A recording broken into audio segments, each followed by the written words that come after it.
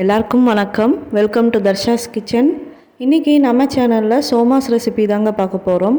இந்த சோமாஸ் குழந்தைங்களுக்குலாம் ரொம்ப பிடிக்கும், ரொம்ப விருப்பப்பட்டு சாப்பிடுவாங்க. இப்போது இந்த ரெசிபியை எப்படி பண்ணுறதுன்னு பார்க்கலாம். நீங்கள் இன்னும் நம்ம சேனலை சப்ஸ்கிரைப் பண்ணலன்னா கீழே இருக்க ரெட் கலர் சப்ஸ்கிரைப் பட்டனை ப்ரெஸ் பண்ணிட்டு பக்கத்தில் இருக்க பெல் ஐக்கானையும் கிளிக் பண்ணிக்கோங்க. இப்போ இதை நம்ம எப்படி பண்ணுறதுன்னு பார்க்கலாம். வாங்க வீடியோக்குள்ளே போகலாம். ஃபஸ்ட்டு ஒரு மிக்சிங் பவுல் எடுத்துக்கலாம். அதில் 1 கப் அளவு கோதுமை மாவு சேர்த்திக்கலாம். நம்ம இன்றைக்கி கோதுமை மாவில் சோமாஸ் செய்கிறோம், ரொம்ப ஹெல்த்தியாக இருக்கும். இது கூட 1/2 டேபிள் ஸ்பூன் அளவு உப்பு சேர்த்திக்கலாம். 2 டேபிள் ஸ்பூன் அளவு எண்ணெய் எல்லாம் சேர்த்திட்டு ஒரு டைம் நல்லா மிக்ஸ் பண்ணி விட்டுக்கலாம். இப்போது இது கூட கொஞ்சம் கொஞ்சமாக தண்ணி சேர்த்தி நம்ம சப்பாத்திக்கு எப்படி பிசைவோமோ அந்த பதத்துக்கு நல்லா பிசைஞ்சு எடுத்துக்கலாம்.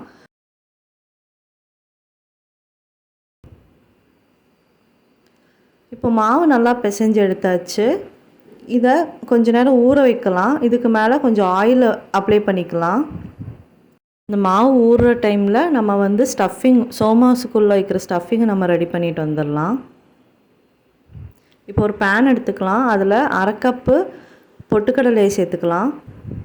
இப்போ இதை மீடியம் ஃப்ளேமில் ஒரு 5 நிமிஷத்துக்கு வறுத்தெடுத்தால் போதும். ரொம்ப வறுக்கணும்னு அவசியம் இல்லை. ஹை ஃப்ளேமில் வைக்க வேண்டாம், கரிஞ்சு போயிடும். இப்போ இது வறுத்தாச்சு. இது ஒரு பிளேட்டுக்கு மாற்றி எடுத்துக்கலாம். இப்போ மறுபடியும் அதே பேனில் 1/2 கப் அளவு துருவின தேங்காய் அதையும் உள்ளே சேர்த்திக்கலாம். இந்த தேங்காய் துருவலையும் சிம்மில் வச்சு ஒரு 2 நிமிஷத்துக்கு நம்ம வறுத்து எடுத்துக்கலாம்.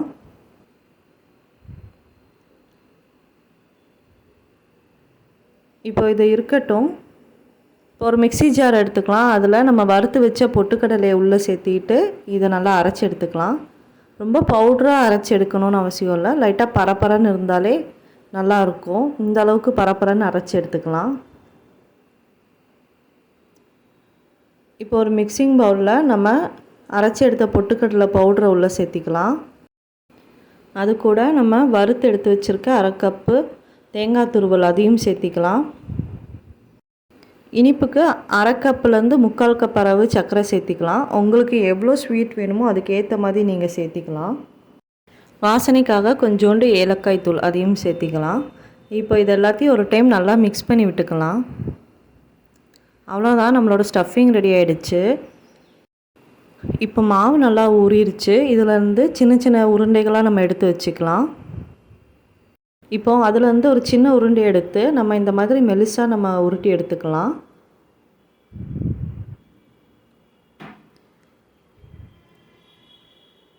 இப்போது உங்கள்கிட்ட சோமாஸ் அச்சு இந்த மாதிரி இருந்துச்சுன்னா அதில் மேலே லைட்டாக ஆயில் அப்ளை பண்ணிக்கலாம். இந்த எல்லா சைட்லேயும் ஆயில் அப்ளை பண்ணோம்னா நம்ம எடுக்கிறதுக்கு கொஞ்சம் ஈஸியாக இருக்கும். இப்போ நம்ம உருட்டி வச்சுருக்க மாவை இதுக்கு மேலே வச்சு இதை லைட்டாக ப்ரெஸ் பண்ணி விட்டுடலாம். இந்த மாதிரி உள்ளே ப்ரெஸ் பண்ணி விட்டுடலாம். நம்ம ரெடி பண்ணி வச்சுருக்கோம்ல அந்த ஸ்டஃபிங், அதில் ஒரு 2 டேபிள் ஸ்பூன் அளவு எடுத்து இதில் வச்சுக்கலாம்.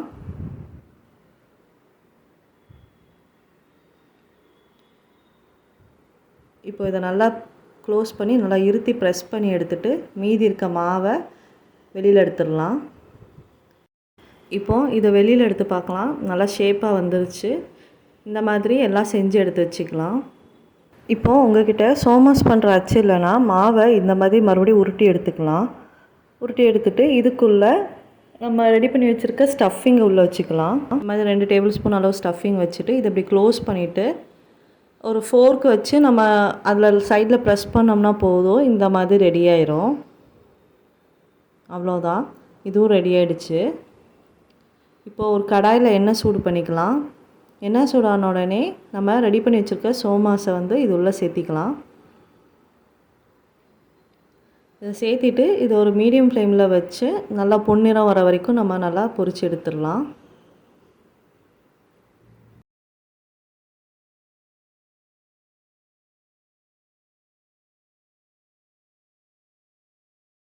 இப்போ இந்த அளவுக்கு கலர் சேஞ்ச் ஆன உடனே இதை நம்ம எடுத்துடலாம்.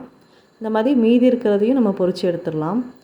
அவ்வளோதாங்க, நம்மளோட சோமாஸ் ரெசிபி ரொம்ப சூப்பராக ரெடி ஆகிடுச்சு. இந்த வீடியோ உங்கள் எல்லாத்துக்கும் ரொம்ப பிடிச்சிருக்கும்னு நினைக்கிறேன். பிடிச்சிருந்தால் லைக் பண்ணுங்கள், ஷேர் பண்ணுங்கள், கமெண்ட் பண்ணுங்கள். அப்புறம் நம்ம சேனலை சப்ஸ்கிரைப் பண்ணுங்கள். தேங்க்யூ.